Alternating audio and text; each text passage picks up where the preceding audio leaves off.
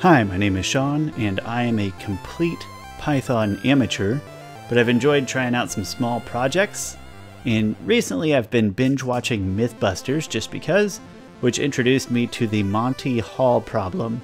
Essentially, in the Monty Hall problem, a prize is placed at random behind one of 3 doors, then the contestant picks a door, then the host, Monty Hall presumably, opens one of the 2 remaining doors that you didn't pick, and that doesn't have a prize. So now you're down to 2 doors and you get a choice. Do you stick with your original choice, or do you switch your selection to the other door? Well, what most people see is a 50-50 choice. There's 2 left and the prize is behind one of them. And what most people do is keep their original choice because, what's the difference? So you stick with your gut. According to Mythbusters and statistical probability, there's actually a pretty big difference.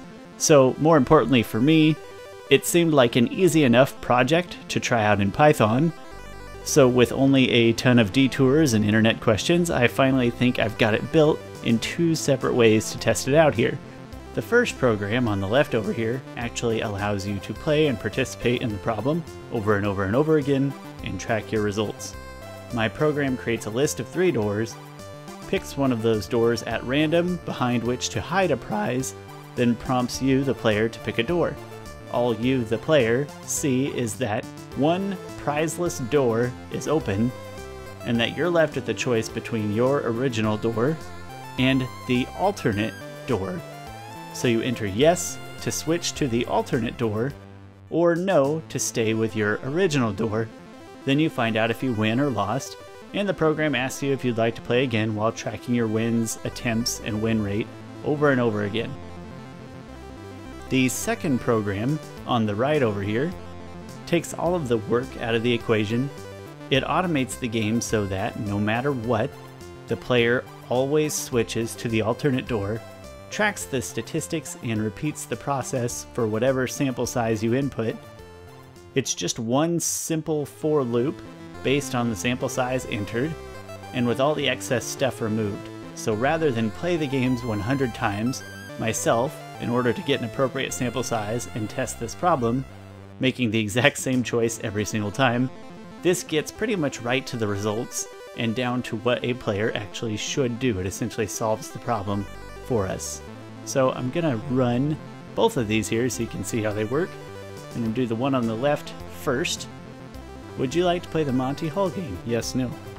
Yes, I would. I'm gonna pick a door. I pick 1. Monty opens door number 3.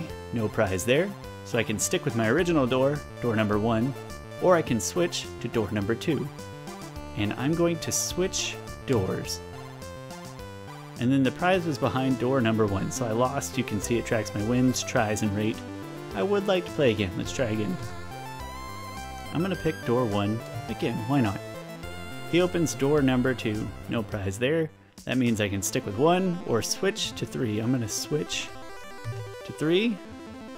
And the prize is behind door number 3. So I'm 1 for 2, 50%, and I can play over and over and over again.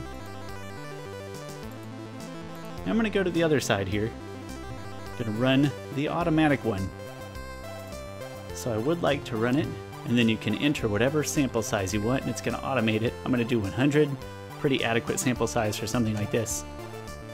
And what this is doing, remember, is that it's switching doors to the alternate every single time. It always switches to tell us what we actually should do.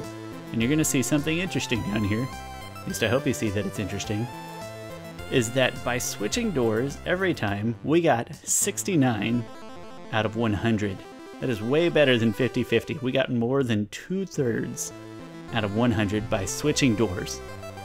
If you're playing this game with Monty Hall, you should always switch doors because it's not a 50-50 shot. It's actually 1 out of 3 odds for staying with your original door versus 2 out of 3 odds for switching doors. So if you think about the original problem before Monty opens any door, you've got a 1 out of 3 shot to pick the right door on the first try against 2 out of 3 odds that it's in one of the other 2 doors. So even though Monty opens a door to make it feel like a 50-50 ordeal, the original odds never actually change. There's still a 33% chance that your first pick is right, and a 66% chance that your first pick is wrong. But guess what? Now that one of those two doors is open, that entire 66% probability is concentrated on a single door, the door that you did not originally pick, the alternate door. The same principle still applies, no matter how many doors you have. If there are 100 doors and you pick one, and then Monty opens up 98 other doors, switching to the alternate door he's showing you yields a 99% theoretical probability of winning, because your original odds of picking the right door were 1%, and now the entire 99% is concentrated on that one alternate door. And that's it. I thought it was pretty fun. The Monty Hall problem as both a Python project and a statistical probability study is perfect for total beginners, which is exactly what I am. And I had a lot of fun making it up. It was the right size of project for me at my stage of Python programming development.